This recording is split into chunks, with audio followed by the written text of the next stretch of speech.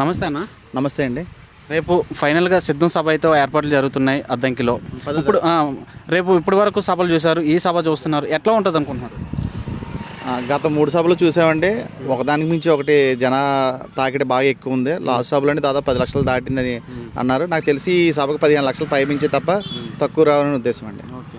అలాగే ఇవి అటు పవన్ కళ్యాణ్ పొలిటికల్గా అంటే ఒక సినీ గ్లామర్ ఉన్న వ్యక్తి, అలా చంద్రబాబు నాయుడు, అలా బీజేపీ కలిసి ఇన్నే సభలు ఏర్పాట్లు చేస్తున్నారు కదా, జనాలు ఎక్కడ రావట్లేదు. ఈయనకి రావడానికి కారణం ఏంటంటారు?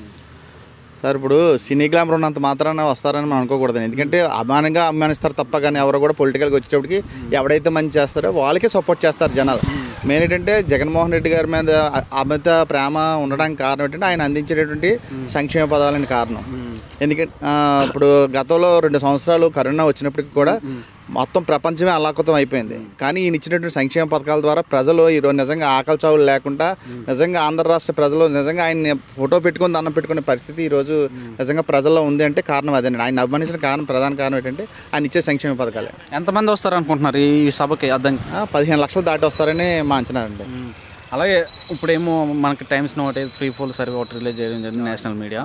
అటు షేరింగ్ అయితే 21 నుంచి 22 ఎంపీ సీట్లు, అలాగే 48% క్రాస్ అవుతుంది అంటున్నారు. ఎలా ఉంటుంది? ఆల్రెడీ నేషనల్ అది సర్వే కాబట్టి నిజంగా అది వాస్తవేనండి. ఇప్పుడు ఏ సర్వే చూసినప్పుడు కూడా వైఎస్ఆర్ కాంగ్రెస్ పార్టీకి నిజంగా మంచి సీట్లు వస్తాయని చెప్తున్నారు. వాస్తవం కూడా అది. అందువల్లనే ఏంటంటే ఇప్పుడు ఇటువంటి ఎంతమంది కలిసినా సరే సరిపోవట్లేదు, బలం సరిపోవట్లేదు ఉద్దేశంతోనే ఇప్పుడు ప్రస్తుతం ఉన్నటువంటి జనసేన పార్టీ నాయకులు కానివ్వండి, తెలుగుదేశం పార్టీ నాయకులు కానివ్వండి, ఢిల్లీలో చక్కర్లు కడుతున్నారండి. వాళ్ళ పొత్తు ద్వారా కొంత లాభం పొందొచ్చు, లేకపోతే జగన్మోహన్ రెడ్డి ఎదుర్కోవడం కష్టం అనే ఉద్దేశంతో వాళ్ళందరూ కూడా అక్కడ పడిగొప్పలు కాయడానికి కారణం అంటే అదే, బలం సరిపోకే. ఇప్పుడు అయితే రేపు మేనిఫెస్టోలో అయితే ఏమేమి ఎక్స్పెక్ట్ చేస్తున్నారు? అంటే మేనిఫెస్టోలో ఏమో కొత్త పథకాలు ఏం పడతారని? ఇప్పటికే జగన్మోహన్ రెడ్డి గారు గతంలో 9 నవరత్నాలు అన్నారండి.